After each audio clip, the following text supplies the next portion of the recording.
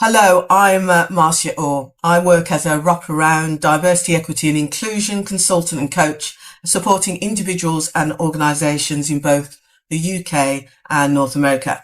I help organisations move from performative to transformative. I'm centering lived experience, driving real equity and amplifying voices that too often go unheard. I'm delighted to be on Prosper's show. Be talking about my journey from policing and how I became involved in diversity, equity and inclusion work, and also talking about actually how ignoring some of the signs that your body shows you about things that you should or should not be doing, we can ignore them to our detriment. So I hope you find the hearing my story reflective and getting you to think about how you're living your lives.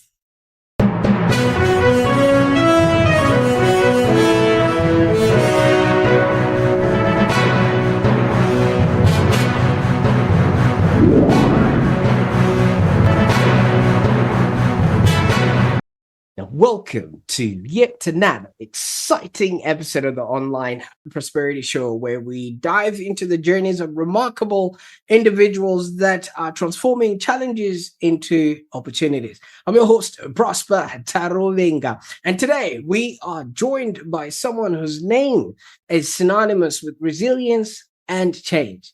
Now, Marcia, how are you doing today? I'm doing well, thank you. It's a bit cloudy in the UK at the moment. They say flaming June for two reasons. Either it's flaming and the weather's great, or it's not so good and you're cursing. So it's a bit rainy this morning, but thank you very much. Absolutely. Well, Marcia, I think you have a bit of a luxury there in the UK because you can talk about the weather. In Melbourne, if I would say it's sunny or it's windy, by the time I finish that sentence, I would actually be charged for lying or fabricating evidence because that's funny. So there you go. All right. I hope you're going to enjoy it pretty much after we're done with this. Now, for those that are watching right now, Marcia's journey from being the first Black woman in several key roles within the UK police force to becoming a leading diversity, equity, and inclusion consultant. And this is nothing short of inspiring. So her consultancy, Marcia Ore Consultancy, is at the forefront of fostering inclusive workplaces, and her founding of Women in the Shade underscores her commitment to empowering Black women in uniformed services. Now, in this episode, we are going to explore the challenges that Marcia has faced, the strategies she's employed to overcome them, and the insights she's gained along the way. And also, we're going to be discussing her experiences in in the workforce and what she has done to help others be, do, and have a happier existence, and also how these experiences can inform and inspire your own journey into creating more inclusive environments. So I encourage you to grab a cup of your favorite beverage. It's almost 5 p.m. in Melbourne, so that would be a whiskey if I wasn't working, but I digress. You grab your favorite beverage and let's jump onto this enlightening conversation. Now, Marcia, I could go on and talk about things that I'm not even qualified to talk about. Tell us, what was it like being, the first Black woman in the police force, and especially the positions and ranks that you were exposed to? Overwhelming at times, I think, would be the best thing to say, and at times lonely. And I think I'd be fair to say that I was extremely naive when I joined the police service, despite the Scarman report, which was one of the things that prompted my joining the police. It was 6 weeks before my 20th birthday, bailing college to join.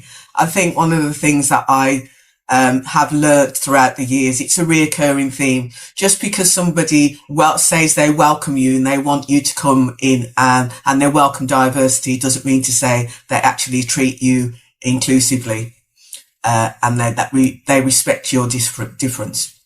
The welcome mat isn't always that welcome.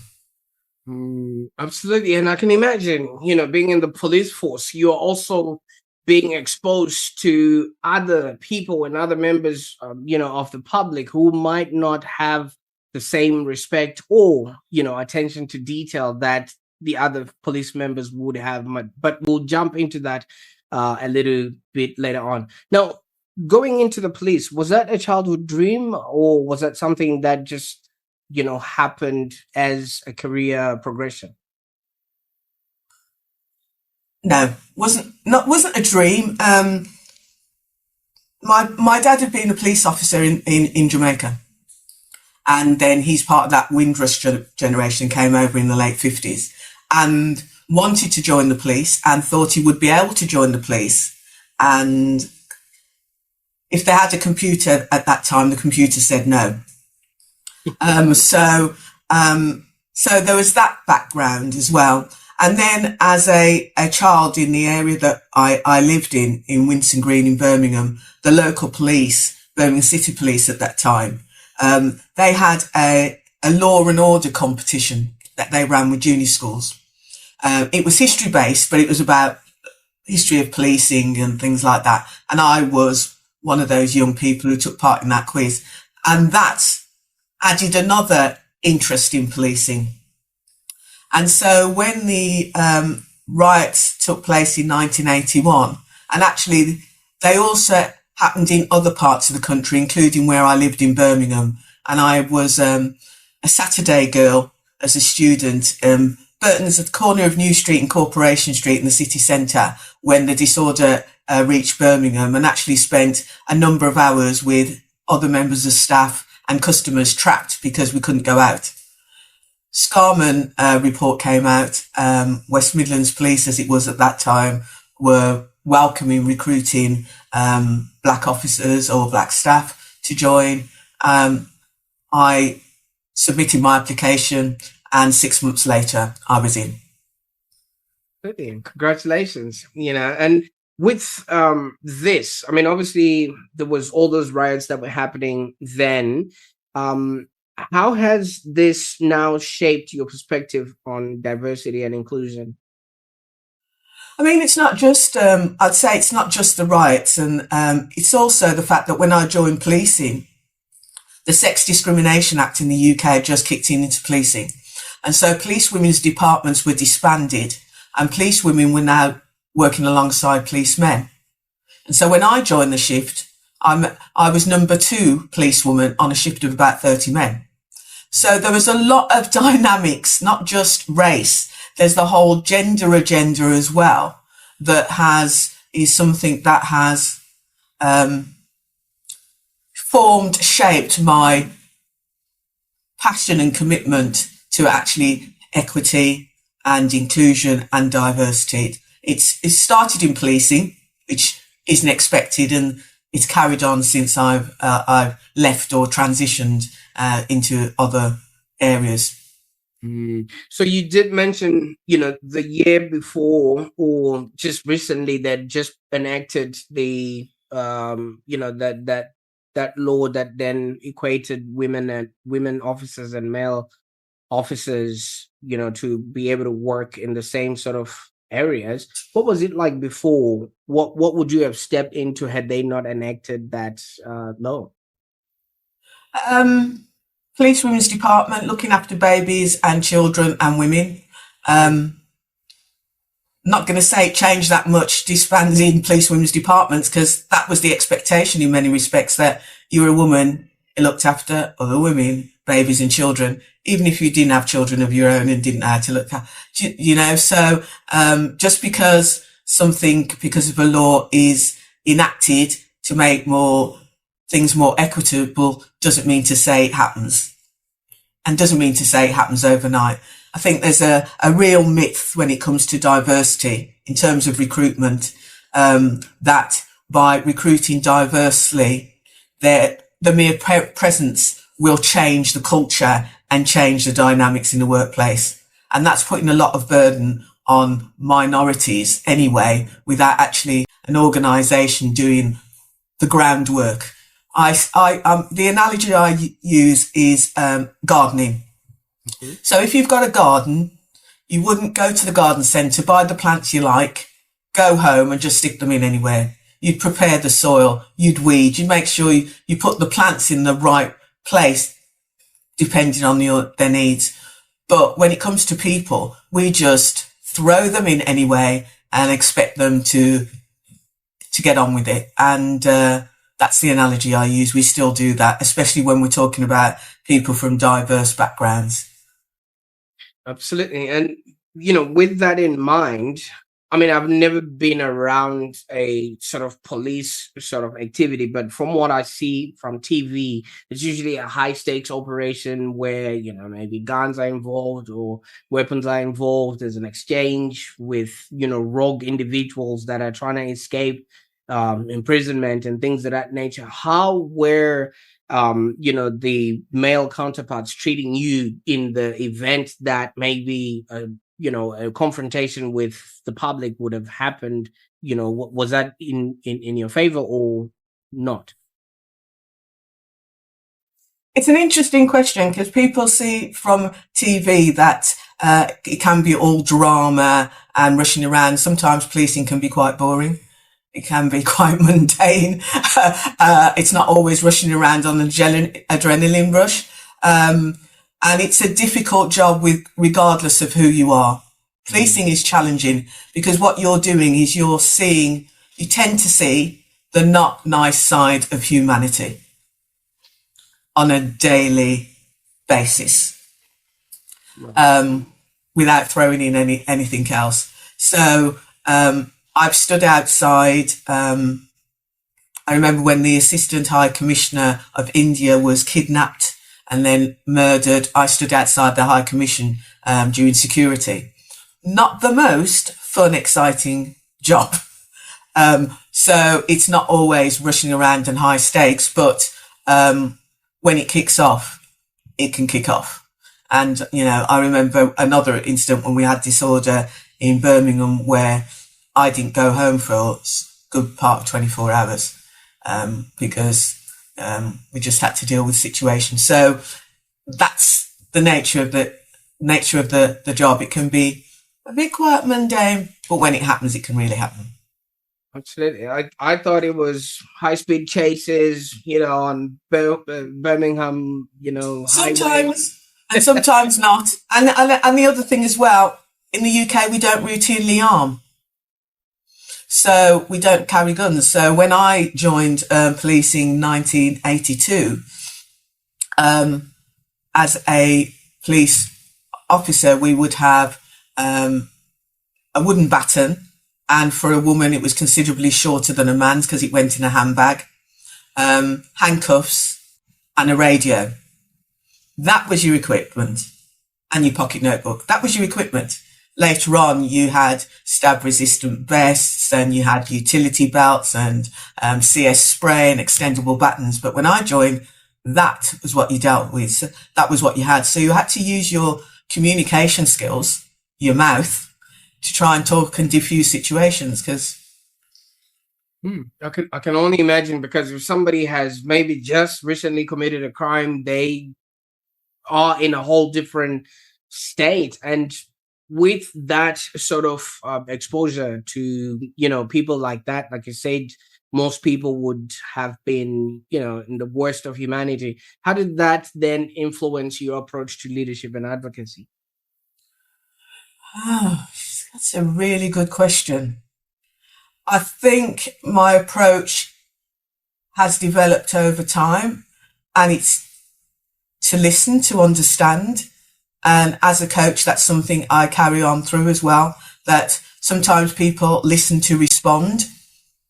And certainly I think as a police officer, sometimes just pausing and listening to what someone says, and also observing them and their body language and the way they are can give you some real indicators as to perhaps how to deal with them, or to to assess what's a state they're in and what threat there might be to yourself and to others or even to themselves. So there's a lot of skills as police officers learn that are leadership skills. As a police officer, you're a leader by the nature of the role. Developing those skills to be able to lead and manage others within a team is a different skill set. And those are skills that you need to develop as well. And also the ability to be, to self-reflect on yourself and sometimes be humble, a bit of humility, and be able to admit when you've made a mistake and take responsibility and be accountable for that. And sometimes that accountability element is missing in leadership, in my opinion. Absolutely. Now, with the show, I've had an opportunity to speak to people that were maybe in the army or people that were in some sort of royal service or service in and of itself, which is part of what you were doing, and then they had to transition to becoming a civilian. Now, what was that like for you? Oh gosh, I'm not going to lie, it was hard. And I'd prepared for it. So I'd been studying, I'd got a master plan, I was going to have my own business, work for myself. And then you leave policing and it's like that identity crisis. Who am I? Because, for 30 years, I was Marcia Ore, the police officer. And then when you introduce yourself, who am I? Even who am I as a person? All those experiences and life experiences changed me from the 20-year-old that joined to the 50-year-old who left. That all has an impact. You're not the same person. And so it took me a while to really figure out actually what I wanted to do. And I actually, while I did a lot of work in terms of equality, diversity and inclusion in policing, I was quite burnt out by it because a lot of the work you were doing on top of the daytime job, studying, a mother of two, looking after children as well. And I was burnt out. And so I took a step back from it when I left policing. And it was some years later that I went back into it. So, and realised that that's who I am. I'm one of these people that I suppose challenge the status quo, challenges the way things are that I see that aren't working. And so I think that's part of my core values about, it's a bit of a cliche when you join the police and you join to make a difference. That's who I am. And I think you can make a difference in different ways. And I'm now trying to make a difference. I'm making a difference in terms of supporting and promoting diversity, equity and inclusion in the workplace, and hopefully that impact into broader society. So that's kind of who I am. And I think you always know that, or you figure it out, you're trying to figure it out, but you get to a certain point where you go, that's who I am, and you can't deny it, and you've just got to go with it. Absolutely. And when when you were answering this question, you mentioned that you'd kind of started, projects that would sort of help other people or shed light to that sort of diversity and inclusion and things of that nature. Are you talking where you also co-founded Women in the Shade? Is that part of the work that you're doing? Great. Yeah. Now, this work was geared to support Black women in uniformed services. What sort of gaps had you identified that led you to the creation of this initiative? The first Women in the Shade conference I organised with another colleague called Marge Harris when we were part of the National Black Police Association in 2001 for all ethnic minority women. Because we recognise that in the whole debate that goes on around equality, it was either gender or race But those of us who had our feet in both camps, our unique perspectives kept getting overlooked in the conversation. And having been out of policing and kept my nose out a bit, but watching what was going on, I have to admit, I started to get really irritated by the lack of black women's voices. And I've worked in other organisations as well. I worked with the military since I transitioned, and had conversation with women in uniformed services, knowing that nothing seemed to have changed. And so I was developing my DEI career, and I decided that I wanted to do a podcast. I did 2 podcasts on black women, one called Black Women in Policing and the other one Black Women in DEI. And the black women in policing, I reached out to the black women I knew who had served, many of them 30 years like myself, to interview them, because I couldn't see black women's experience apart from the really negative employment tribunals, but not the support that was needed.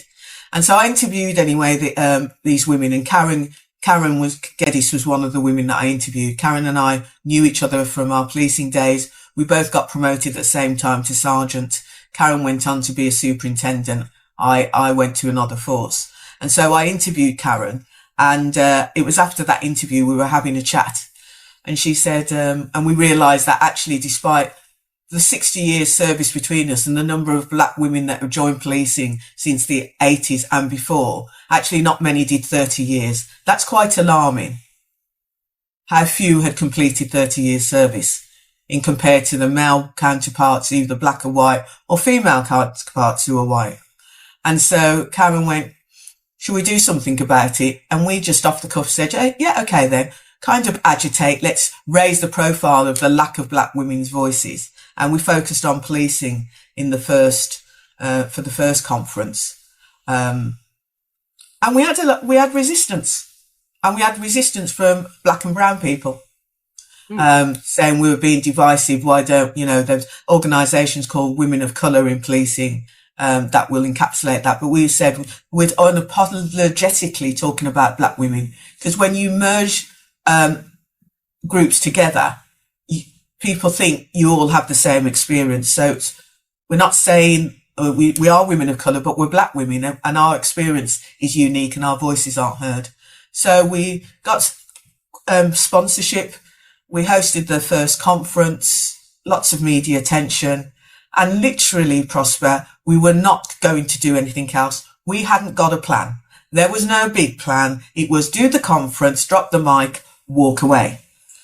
However, during the conference, by the end of it, we were being asked by delegates, well, what are you doing next year? And we were like, we hadn't thought that next year, haven't got a plan, not planning to do anything. So we've now spent we've done our second conference this year, another success.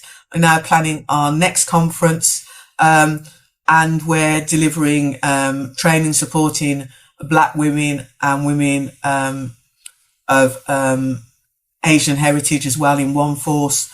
So we realised that actually what we were talking about, these women wanted, and we're focusing on women young in service as well, supporting them, because there was no one really to support me when I was making the decision. There weren't many of us as black women to support each other.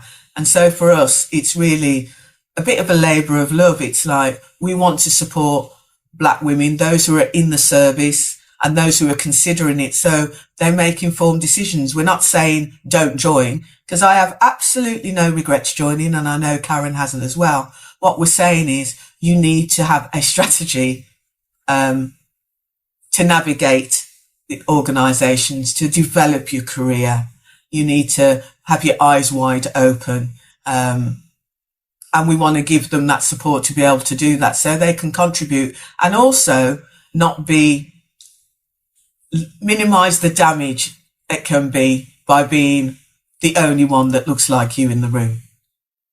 Absolutely. And I'm supposing, that happens a lot, or it still happens for a lot. And if they don't have that sort of support or know where to get that support, it might make their tenure in that space very, very difficult. Yeah, So, and I also think we challenge this whole idea of imposter syndrome, which I hate the term, because we're not imposters. We're highly intelligent, capable, qualified women, and we're in an environment where we're made to feel sometimes that actually we're not good enough, or we're only there because of who we are.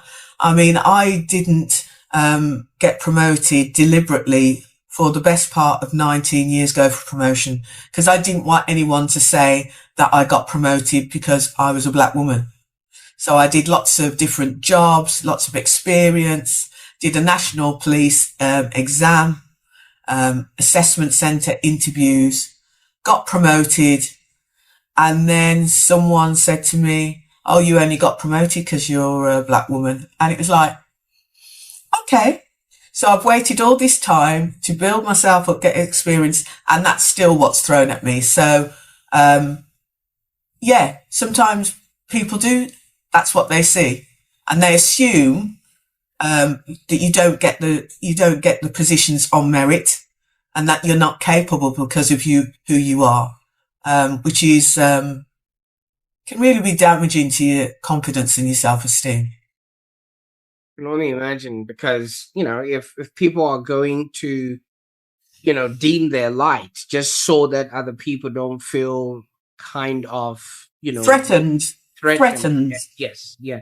Or have the need to want to just throw dirt at somebody just because they seemingly are progressing in life, or with their career and things of that nature. Now, Marcia, you'd done your 30 years and you'd had an experience all of that, and any rightful or any person would have just decided, you know what, let me just relax and enjoy whatever time that I have done. But you went on and have taken on what I think is even the hardest thing, than anything, especially the entrepreneurship.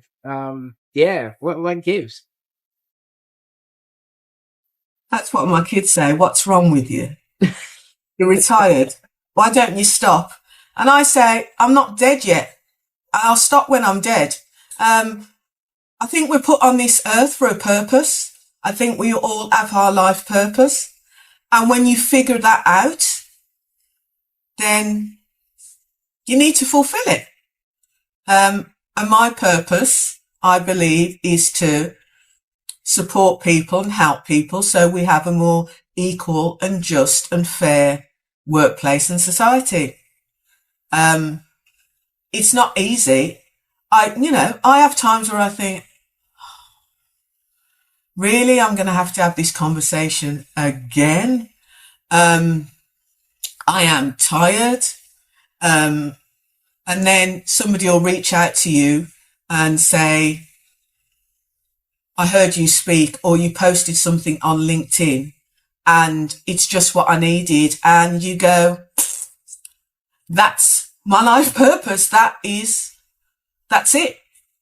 You can't deny that. As tired as I get, and I go, no, sometimes I don't want to do this anymore. Can I do another? I've tried doing other things and I keep getting drawn back to it. So the universe, God, she's telling me, this is what you need to do. Get back and do it.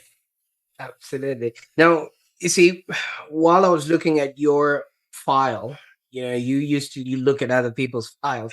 While I was looking at your file there, I did notice you did undergo quite a lot of personal sort of drawbacks that would have just really put you in a position to just really focus on maybe your own well-being or healing, or just grief that would have happened, but you just kept going. Yeah, and I don't think it's necessarily a good thing. So that's my warning to people. I think some of us from particular cultural backgrounds and our family values and ethics. My family was keep your head down. You're going to have to work twice or three times as hard as a white person to get on. And so when these trials and tribulations and challenges happen, sometimes you don't take stock. You don't stop. You just put your head down. You don't notice the red flags, the enormous red flags that say, don't do it, don't go there, don't work there. You just push ahead and you keep going. And I think it can build up over time and have an impact on your health. And I believe that some of the things that I've encountered and dealt with in my life has impacted on my health as I got older. I'm at the stage now where I've got a pill box. I never thought that would happen to me. I've got a pill box for medication. I have high blood pressure and I have a compromised immune system, and I suffer with IBS, and they're all stress related. I know that. So I think one of the things that people need to understand is your body tells you when things aren't right. And we should listen to our bodies. We should really listen to our bodies and say, this is happening to my body. What's my body telling me? And we should listen to it. And so that is one of the things I'd say to you. It's not in your mind. Your body picks up energy and vibrations and things like that. And if it's telling you something, you need to just pause and stop. I think one of the other things about my nature, which has its plus and its minuses, is I so like a challenge. Please tell me I can't do that and watch me, because I'll prove you wrong. Not always a good thing, but that's who I am. Absolutely. Now, and I think this is something that a lot of people would maybe want to then, find out how to, make sure that they are well and truly good in this part, because that nature of prove me, watch me, and things of that nature, it occurs to a lot of people. And I find it a lot, especially to minority people, because they always have to prove themselves either from a family standpoint and even on a societal sort of standpoint. So you've been the first in many roles, especially within the police force, and things that you've done post that. Now, how do you handle the pressure and responsibility that comes with being a trailblazer?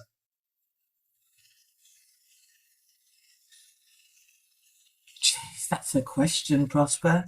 How do I handle it? I think in some cases not well, if I'm honest. I think that sometimes my passion and commitment to an organisation doesn't serve me well. And that's something I would say people need to look out for. That, there are lots of organisations that say we're a family and we look after our family. You don't sack your family, you don't discipline your family, you don't necessarily pay your family. Work is not your family. So let's just make that clear. It is a different relationship. I think you also need to set yourself boundaries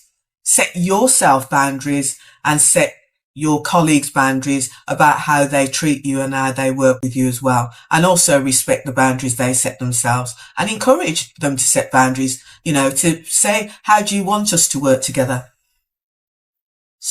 So you develop that relationship as this is how that person works, this is how I work, and this is how we're going to work together. So you're co-creating an effective working relationship.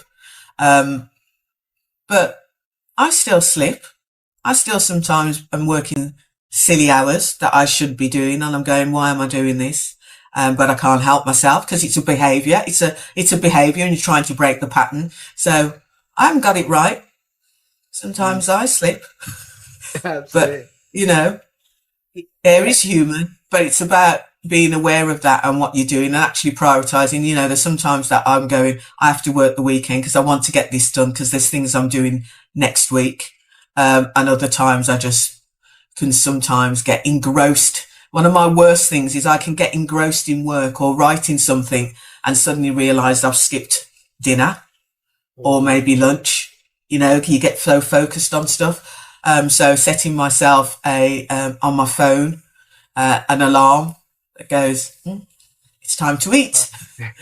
Yeah, you do. You have to work on it. So it's, and people have to decide what works for them and what doesn't work for them. And I think the other thing as well, we can do is we can compare ourselves and look at other people, and their success and go, that's what success looks like. I want some of that. But actually we don't know what people have had to do to achieve that success. So I think you also need to be very clear, whatever it is you're doing, actually, what does success look like for me? Some people, it might be money. It rarely is just money. For others, it's, getting promoted. For others, it's the variety of the work. It's about actually, what does success look like for me? And am I happy with that? And I think sometimes we're not clear about what our success looks like. We look at other people and say, I want to be like that. And actually it might not work for you. That's actually a relevant point because, so many people are just looking at the outside facade without, knowing what is actually happening inside. And, I was brought up to know and to understand that two fingers are the same height, on your hand. So half of the time when you look at somebody's, success or whatever they deem success, it might actually not be the thing that you want. Now, in your consultancy, you actually emphasize the importance of tailored strategies for organizations. Now, maybe you can walk us through your approach, especially when you conduct these cultural audits and implementing inclusive practices, because it's usually very different with the way people are running their businesses. And like you said, it's not your family. Family doesn't do that to each other. No. I like to read a lot. Read organizations' policies, marketing material, their website, things like that, things that are in the public domain, and then things that they share with me or don't share with me, because that can also be very telling. And then speaking to people, different people in the organization, speaking to the executive leadership team about what diversity and equity and inclusion looks like for them. And I've done exercises with a number of executive leaders, and when you ask them what it looks like, sounds like, feels like, they all tend to have a different view of what it can look like, and also about the level of commitment and what they're prepared to invest to make that happen. And it's what I've learned along the journey is that whilst I would love it that people did it because it was the right thing to do, that to treat people fairly and with respect, regardless of who they are, the reality is that for some people, actually, you've got to convince them why they need to do it, and their why might be different. An organisation's why might be different to another organisation's, which is why a one size for all doesn't fit. And also asking, what are you prepared to do and what are you not prepared to do? Because otherwise I can waste my time making recommendations and suggesting stuff and they're not going to do it. So let's be honest about why, what are you prepared to do, and what are you not prepared to do?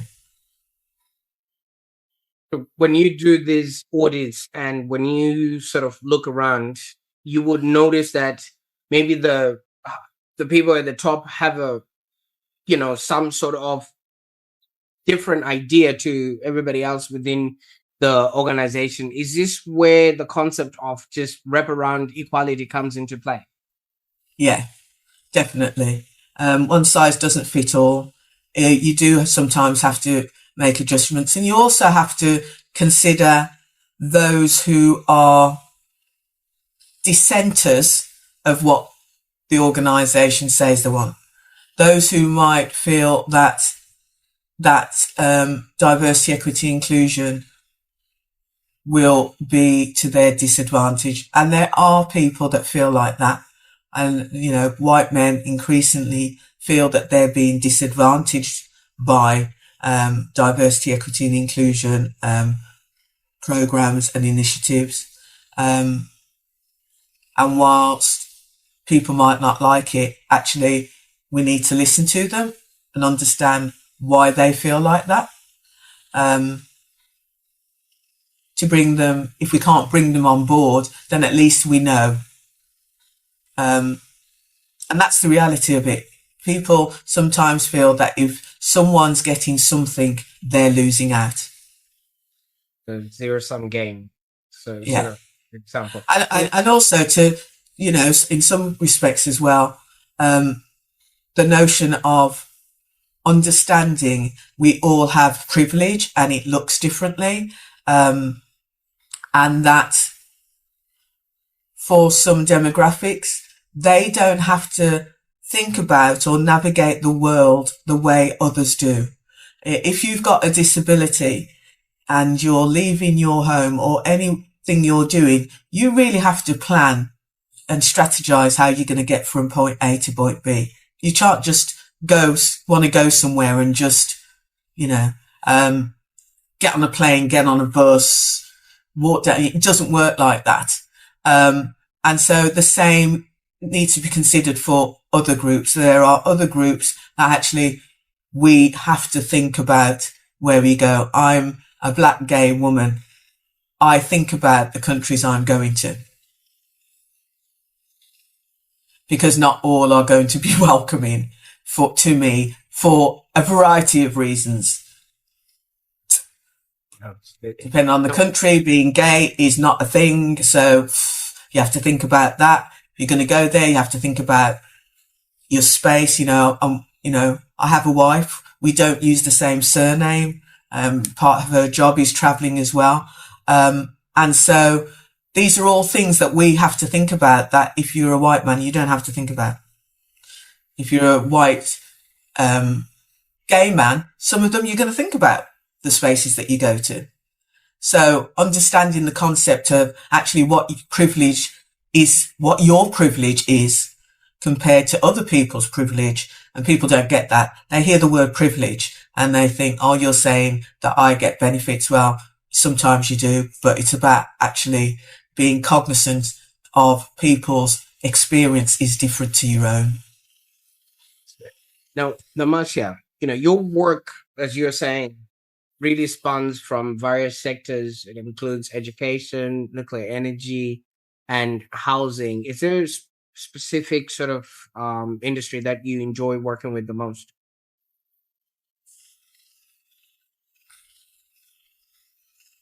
No, honestly, no, because they're all different. I've gained so much from working in different sectors that I've been able to take those experiences with me to another sector, which in some respects makes me quite unique, because people go, you've worked in all those places? Yeah. I find it interesting working in new places. I told you I like a challenge. So working in a new environment is a challenge. I also learn a great deal from those experiences and working in those environments that I can take with me to other environments, and they're all different. And so that's why I couldn't necessarily say one is better than the other. I know that of probably all the environments that I've worked in, the one that I found that was close to policing, that probably made it that I felt I fitted in, was when I worked with the Royal Navy. Because it's the same kind of background, it's the structure, it's the hierarchy. So it's kind of my comfort zone of actually I felt more, I belonged there, but I'm not saying that they didn't treat me well. I'm just saying because it's quite similar in terms of the environment to policing. Now, you've also been recognized for your contributions, including, I think there's a time you were once named the most influential leaders in diversity and inclusion, and that was in 2023. How has, such accolades of influence enhanced your mission and the work that you're doing?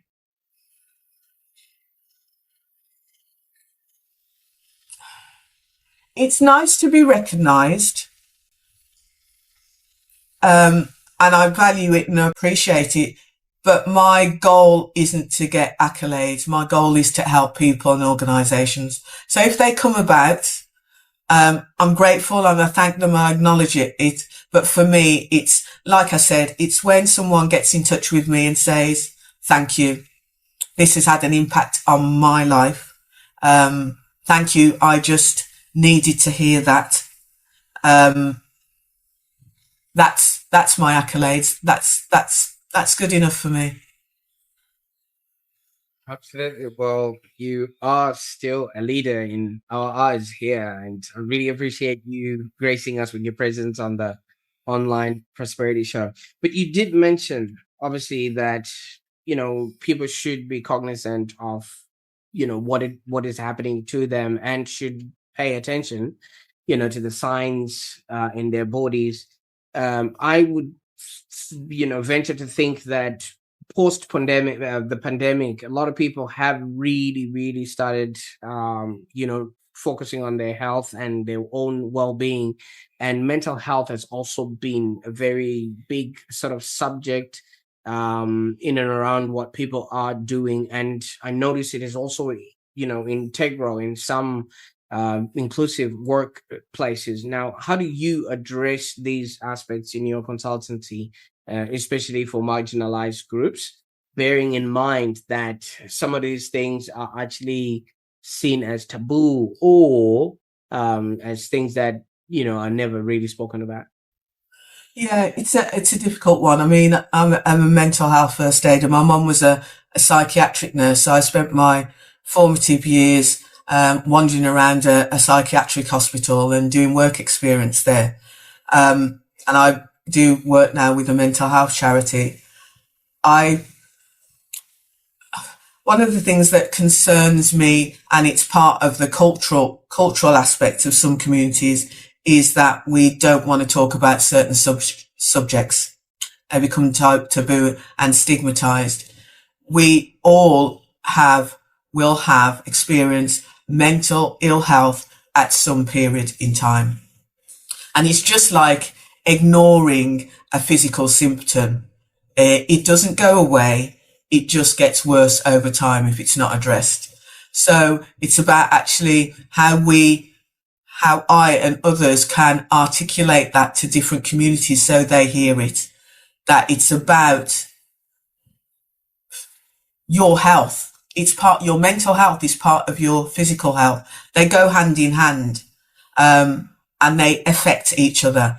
And so it's about actually get the help that you need to get and get the right help as opposed to ignoring it, because it doesn't get better. It just compounds. It's like saying, I've got a broken leg, but I'm just going to carry on running this marathon anyway. You wouldn't do that. Yeah. You would not do that. You'd say, not wise, but people do that with their mental health. That's it. Now, for those that are maybe watching this and are intrigued about maybe getting to learn a little bit more, where can they go to on the internet to find some of the work that you're doing or be a part of the incentives that you're offering? Okay, they visit my website, which is www.marciaoreconsultancy.com. You can find me on LinkedIn. Just type in Marcia Ore. And in fact, I get most of my work via LinkedIn and via recommendations. And then I'm not brilliant at TikTok, so I'm going to add that. But I'm on Threads and Instagram, and it's the Wraparound Equality Consultant. So and you just can do a Google search and type in Marcia Ore, and you'll find me. So I'm not hard to you can't miss me. Absolutely. I'll make sure that all those links are in the show notes below. And don't you worry about TikTok.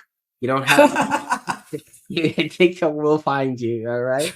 So yeah, now I really appreciate the time that we spent on the call today. And I mean, obviously your life story and your experience and the learnings that you've had along the way, what you're now using to help others be, do, and have. a happier existence. But now that you brought us into your world, and we're all excited about what you can do for us and with us, what's next? What are you working on that we can be excited about? Planning the next conference. So the Women in the Shade conference will take place on the 29th of January in the UK. So planning the next conference. I'm also supporting a charity called Board Racial Diversity UK. So the mission is to increase the number of trustees on charity boards in the UK from black and racialized backgrounds. So I'm working on that as well. And I'm trying to write my memoir. So it's been something that people have been telling me to write for best part of 10 decades. I've started to write it. I've got to about chapter 2. And then I go off and do other things. So that's what I'm working on. So keep watching this space, and one day I'll complete it and it'll be out there, and I'll share more of my journey with people. All right, sir. Now, Marcia, I don't know if you realize, but you've actually committed the ultimate crime on the online prosperity show today. Okay. Go on. You tell me how you're going to plead, all right? You did mention you're writing a memoir, but you did not mention that you're going to come and launch it on the online prosperity show. So I'm giving you this moment to redeem yourself. Okay. Prosper, when I've written my book, I will come, I will redeem myself, and I'll launch it on your show. Fantastic. I promise. As soon as I've finished it and I get it published, you'll be the first one to know. Absolutely. You're acquitted. Okay, now you can walk free. All right. Thank you. Handcuffs off. Well, thank you so much for sharing your profound insights and experiences with us today. I mean, your journey just really underscores the importance of, first of all, its resilience, advocacy, and just a continued pursuit of equity. So many people just have that, like you say, the wraparound equity, and it just is a fresh coat of paint. But beneath that, there's quite a lot that needs to be unveiled. So yeah, we have to keep doing this work. It's not going to change. There are times when people say, oh, well, it's no longer an issue. It's always going to be an issue. There's always going to be groups that are going to be marginalized and discriminated against. And so we all have to play our part in the world. We just do. If we want to make it fairer and just for everyone, then we all have to do it, not just leave it to some to do the work. Absolutely. We'll keep fighting the good fight. And if we can do whatever we can to help support your endeavors, obviously, shows like this are available for you to keep the message afloat. Now, for those that are watching and listening, thank you so much. I hope that drink is still in your hands. If not, well, it's been worthwhile. And if Marcia's story resonated with you, consider how you can maybe contribute to creating more inclusive environments in your own spheres of influence. And I just want you to remember one thing: change,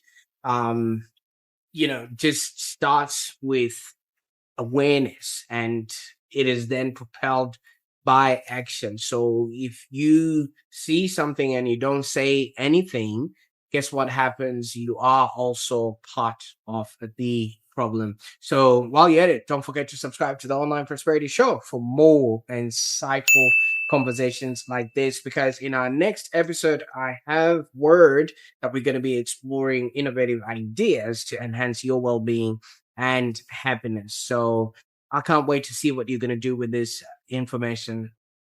Bye for now.